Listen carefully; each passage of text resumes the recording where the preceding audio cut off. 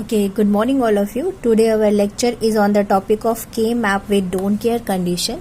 तो don't care का मतलब होता है कि वो पर्टिकुलर मिन टर्म जो don't care में आ रहा है उसकी वैल्यू 0 भी हो सकती है और 1 भी हो सकती है, डिपेंड ऑन कि मैक्सिमम पेयरिंग के लिए वो पर्टिकुलर टर्म रिक्वायर्ड है कि नहीं है.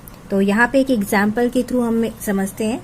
लेट अस अज्यूम दैट हमारे पास कोई 3 वेरिएबल a b c का एक फंक्शन है. सम ऑफ मिन टर्म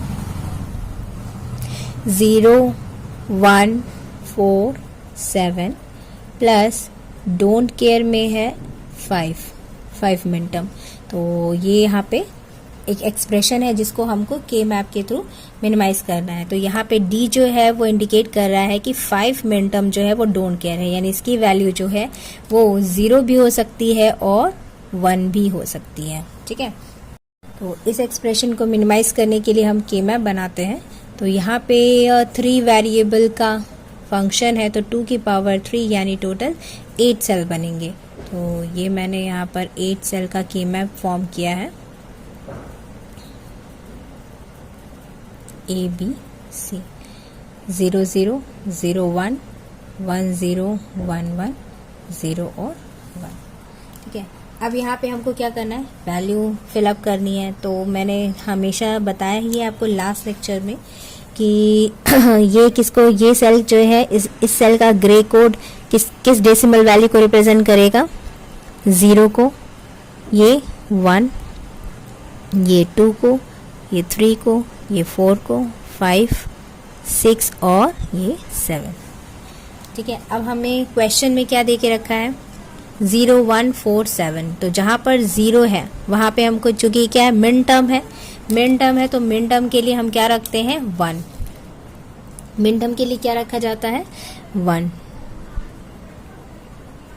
और मैक्स टर्म के लिए 0. ठीक है, तो यहाँ पे क्या है मिन टर्म है, तो यहाँ पे हम क्या रखेंगे 0. तो कहाँ पे मिन टर्म प्रेजेंट है, 0 1 4 और 7. तो 0 पे प्रेजेंट है, तो यहाँ पे हो गया 1. फिर 1 पर प्रेजेंट है, 4 पे प्रेजेंट है, 7 पे प्रेजेंट है, और डोंट केयर कहाँ प्रेजेंट है, सिर्फ 5 पर. तो ये हो गया डोंट केयर.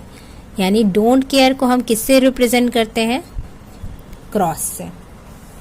ठीक है, अब हमको क्या करना है, इसकी पेयरिंग करनी है. यहाँ पे के मैप को मैंने क्लियरली बना दिया है. ठीक है, तो अब हमको क्या करना है, चूंकि मिन टर्म है तो हमको किसकी पेयरिंग करनी है, 1s की पेयरिंग करनी है. तो यहाँ पर मैक्सिमम पेयरिंग कितने की पॉसिबल हो सकती है, देखो यहाँ पे 1 है, ये 1 है और ये 1 है, और यहाँ पे डोंट केयर है. तो अगर यहाँ पे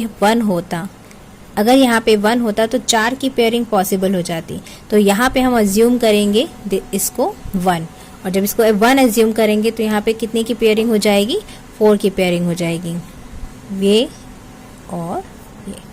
तो यहाँ पे हम देखेंगे कितने की पेयरिंग हो गई, 4 की. अगर यहाँ पे हम इसको डोंट केयर को अगर हम 0 अज्यूम करके चलते तो 4 की पेयरिंग पॉसिबल नहीं थी, इसलिए यहाँ पे हमने इस डोंट केयर को क्या अज्यूम किया है, 1. ठीक है, नेक्स्ट अब क्या बचा हमारे पास, एक ये 1 बचा हुआ है, इसकी भी हमको पेयरिंग करनी है. तो 4 की पेयरिंग तो पॉसिबल है नहीं यहाँ पर. तो अगर हम इस डोंट केयर को फिर से क्या अज्यूम करें, 1 अज्यूम करें इसकी पेयरिंग के लिए, तो फिर से हमको क्या मिलेगा, 2 की पेयरिंग पॉसिबल हो सकती है इन दोनों की. तो यहाँ पर हम इस 1 की पेयरिंग के लिए भी इस डोंट केयर को क्या अज्यूम किया है, हमने 1 अज्यूम किया है. ठीक है, तो यहाँ पे टोटल कितने पेयर्स बने हमारे पास, 2 पेयर बने. पहला पेयर ये है और दूसरा पेयर ये. ठीक है, तो अब हमको क्या करना है, इनका मिन टर्म निकालना है. तो फर्स्ट ग्रुप का अगर हम देखें, फर्स्ट ग्रुप का मिन टर्म क्या होगा, ये चारों 1 जो है, ये दिस और दिस, ये चारों 1 के लिए हमको किसकी वैल्यू निकालनी है, ए बी सी की वैल्यू निकालनी है. तो सबसे पहले ए की वैल्यू देखते हैं. तो इन दोनों 1 के लिए ए की वैल्यू 0 है, और इन दोनों 1 के लिए ए की वैल्यू क्या है, 1.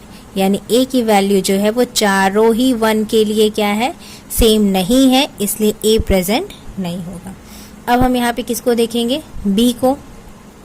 तो इन दोनों 1 के लिए b की वैल्यू क्या है यहाँ पर 0 और इन दोनों 1 के लिए भी b की वैल्यू क्या है 0। तो सेम है बी के लिए, चारों 1 की वैल्यू सेम है और वो क्या है 0, इसलिए यहाँ पे इसका होगा बी बार से रिप्रेजेंट करेंगे। ठीक है, नेक्स्ट यहाँ पे क्या है सी की वैल्यू निकालेंगे। तो इन दोनों 1 के लिए सी की वैल्यू क्या है, इस 1 के लिए 0 है और इस 1 के लिए 1, इस 1 के लिए 0 और इस 1 के लिए यहाँ पे 1, तो सी भी प्रेजेंट नहीं होगा। तो यहाँ पे इस ग्रुप का इस 4 जो जिसकी 4 की पेयरिंग हुई है उसका मिन टर्म होगा बी बार। नाउ नेक्स्ट इस सेकेंड ग्रुप के लिए देखें, इस ग्रुप का मिन टर्म निकालें। तो इस ग्रुप के मिन टर्म के लिए हमको क्या देखना पड़ेगा, अगेन ए बी सी की वैल्यू। तो ये दोनों 1 के लिए ए की वैल्यू क्या है, तो इस 1 के लिए ए की वैल्यू 1 है और इस 1 के लिए भी ए की वैल्यू क्या है 1। तो ए की वैल्यू जो है वो दोनों ही 1 के लिए क्या है 1, तो यहाँ पे हो जाएगा ए। बी की वैल्यू क्या है, इस 1 के लिए 1 और इस 1 के लिए 0। यहाँ पे हमने डोंट केयर को क्या अज्यूम किया है, यहाँ पर डोंट केयर को हमने क्या अज्यूम किया है 1 अज्यूम किया है, ये 1 अज्यूम किया है यहाँ पे। ठीक है, तो इन दोनों ही 1 के लिए बी की वैल्यू क्या है डिफरेंट है, इसके लिए 1 है और इसके लिए 0, तो बी एब्सेंट होगा। नेक्स्ट सी की वैल्यू चेक करें। तो इन दोनों ही 1 के लिए सी की वैल्यू क्या है, इन दोनों ही 1 के लिए सी की वैल्यू 1 है, तो सी की वैल्यू क्या है यहाँ पे 1, इसलिए सी प्रेजेंट होगा एंड दैट इज सी। तो इस टर्म का मिन टर्म हो गया ए सी। तो फाइनल फंक्शन जो हमारा वो बनेगा वो क्या होगा, F of A B C is equal to B bar plus A C. तो ये हो गया आपका मिनिमाइज्ड फंक्शन। यहाँ पे हमने किसके थ्रू मिनिमाइज किया है, डोंट केयर के थ्रू।